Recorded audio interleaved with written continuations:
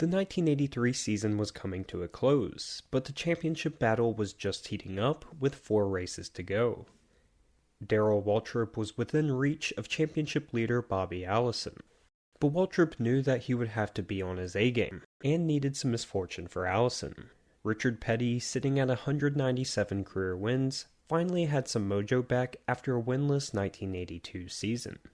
It was Petty's first winless season in over 20 years despite a 5th place finish in points. After the number 43 Pontiac qualified midfield, it appeared it would be a quiet day for the Petty team. And it was for the most part. Now, we're not going to go through the entire race in a lot of detail, but here's a quick recap. Buddy Baker and Terry Labonte appeared to have 2 of the fastest cars. Then Benny Parsons and Dale Earnhardt would be 2 more that battled for the lead. Darrell Waltrip, Bill Elliott, and championship leader Bobby Allison would all take turns leading. But towards the middle and back end of the race, Tim Richmond seemed like he'd be the one to cross the finish line first. Despite this, Darrell Waltrip found himself in the lead with just 30 laps to go. Maybe this was his chance to close in on Allison for the points lead. But if he looked up, he would have seen Petty Blue filling up more and more of his mirror. Richard Petty climbed through the field for 460 miles, just to catch the leader with 40 miles to go in the race. And then, Waltrip's car started wiggling and slowed down quite a bit compared to Petty. Petty completed the move on Waltrip and grabbed the lead. He didn't look back. Those last few laps were all Petty led all day long. On paper, the race doesn't look super significant. A handful of yellows, dozens of lead changes, and a handful of mechanical failures. The favorites were up front, and the slow cars were not. It was cool to see Petty drive through the field. The King, after going winless the year prior, won his 3rd trophy of 1983 and did it in style. He captured his 198th career win, just 2 shy of 200. But there was just one problem. Well, actually 2. After celebrating, Petty's car was taken for inspection. It was found here that Petty's car had left side tires on the right side of the car, which is a clear violation of the rules. Some sources indicate that this issue was spotted in Victory Lane by a NASCAR official. The tires have different codes stamped on them to determine whether they are left side or right side tires. Petty's car had 4 left side tires on it. But why does this matter? Well, it's because the left side tires are softer, and softer is faster. The right side of the car takes more of the load in the corners, so the right side tires are harder. If the tires are too soft, they blow out after they get too much heat in them. But with the cool temperature and the cloud cover, the number 43 team figured they could just slap on the softer tires on the right side, and the tires would be okay. And they were right. Then it was found that Petty's machine had another violation, an oversized engine.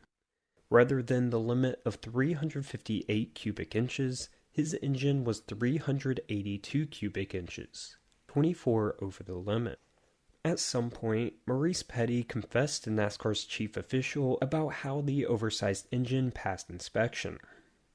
Maurice said that he placed wax in the engine, wedging open valves on the 8 cylinders to foil an air pump test of the cylinder's cubic inch displacement. When the race started, heat quickly melted the wax. The engine then produced increased speed and power from the oversized cylinders. Additionally, the team would later admit to deliberately placing the left side tires on the right side of the car. So this was quite the infraction, 2 intentional rule breaks on the winning car. So what would you do? Well, disqualify the car and give it to 2nd place, right? This would be a great option, but the thing is that Darrell Waltrip and his crew ran out of the track as soon as they could. Car owner of Waltrip's car, Junior Johnson, ordered his crew to load up and leave the track before NASCAR could inspect it. You have to think, Waltrip was just barely behind Allison in the points. He needed to string together some great finishes, probably wins. But remember how Waltrip's car slowed down and Petty passed him super easily? Well, some even think that Waltrip slowed down intentionally to finish 2nd place so that his illegal car would not be inspected. Regardless of the legality of Waltrip's car, NASCAR faced a tough decision. They had an illegal first place car and a very likely illegal second place car that they couldn't inspect. So NASCAR met and talked about it for 3 hours. 4 hours after the finish of the race, NASCAR decided that Petty would keep the win, but he'd be penalized 104 points and fined $35,000. This triggered an incredible debate amongst the fans, media, and teams. NASCAR knowingly let an illegal car win a race. This wasn't just about money and points, it was about the integrity of what fans were watching with their own eyes. Maurice and Richard argued that they were tired of being beaten by illegal cars every week, and basically called every race into question. NASCAR wouldn't do themselves any good by making an oversized engine a ban of at least 12 weeks. I mean, this is a serious infraction.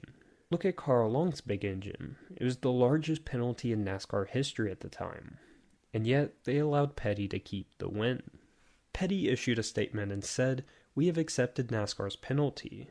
I'm only the driver, and I didn't know anything about the motor or tires." NASCAR's take on the ordeal was as follows. It's like a football game. When the referee signals the winning touchdown on the last play of the game, but you and I see on instant replay that he was out of bounds, they don't take the win away. The game is over. This is just a terrible metaphor, because they have nothing in common. I mean, NASCAR deliberated over this for 3 hours. It wasn't an instant call. So we could go a few different directions with this, like how this race led to the end of Petty Enterprises as it had been for decades. After winning a couple of races for Mike Curb, Petty returned to race for Petty Enterprises for 7 years and went winless. The team almost went under. It was never the same. Or we can kind of talk about the philosophy behind the decision. We've seen in recent years how illegal winning cars are highly debated. NASCAR hates when fans tune in, watch an entire race, and the car that finishes the race first doesn't win because of an illegal car. In this case, the new winner isn't declared for hours after the event, and only a fraction of fans figure this out in the following days.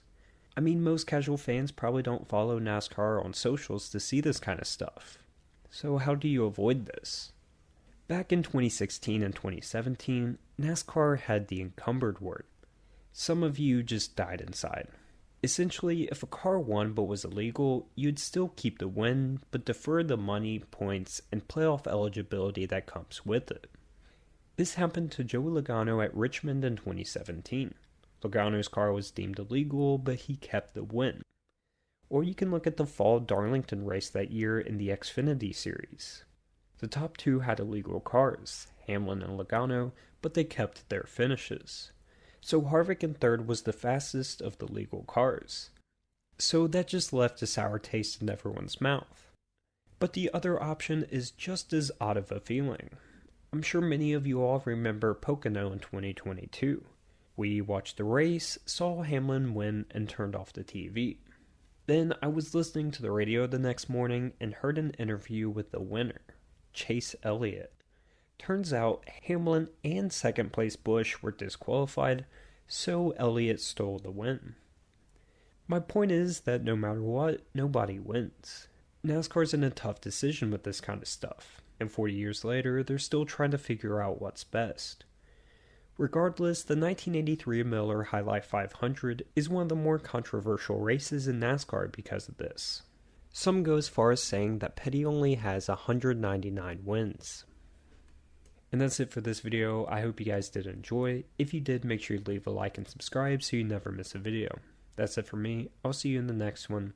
Peace.